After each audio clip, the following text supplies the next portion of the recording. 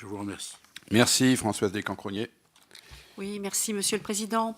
Cette mission budgétaire que nous examinons aujourd'hui s'inscrit dans la droite ligne des priorités de la majorité. Ce budget en témoigne en prévoyant des moyens supplémentaires dans plusieurs domaines importants comme la lutte contre le terrorisme. Au cours du premier semestre de cette année, une commission d'enquête de l'Assemblée nationale, dont j'ai été membre, s'est intéressée de près à la surveillance des filières et des individus djihadistes. Son rapport, adopté à l'unanimité le 2 juin dernier, formulait déjà un certain nombre de propositions, dont plusieurs étaient déjà en œuvre à l'époque de l'adoption ou en voie de lettre ou le sont désormais. Nombre de ces mesures impliquent naturellement des éléments d'ordre budgétaire, dont bien évidemment le renforcement des moyens, aussi bien matériels qu'humains.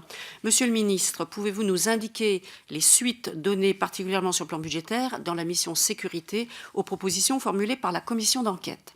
Par ailleurs, je souhaite vous interroger, Monsieur le ministre, sur le volet sécurité civile, sur les actions et moyens que vous mettez en œuvre pour faire accélérer la mise en place des plans, les plans communaux de sauvegarde. Nous apprenons dans le projet annuel de performance de la mission budgétaire administration générale et territoriale de l'État, parce que c'est un sujet transversal, que vous visez un taux de couverture du territoire national de 68% pour l'année prochaine.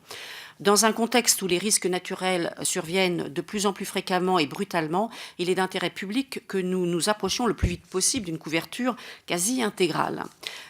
Et j'aurais pu évoquer aussi les plans de prévention des risques naturels, mais le temps me manque. Aussi, je souhaite vous interroger, Monsieur le ministre, sur les actions mises en œuvre, notamment au niveau des échelons déconcentrés de l'État, pour accélérer la mise en place des PCS. Comme vous le savez, la mise en place de cet outil essentiel à une planification fine en matière de sécurité civile, prévue donc par la loi de modernisation de la sécurité civile d'août 2004, a pris beaucoup de retard par rapport aux objectifs initialement fixés. Merci, Monsieur le ministre. Merci.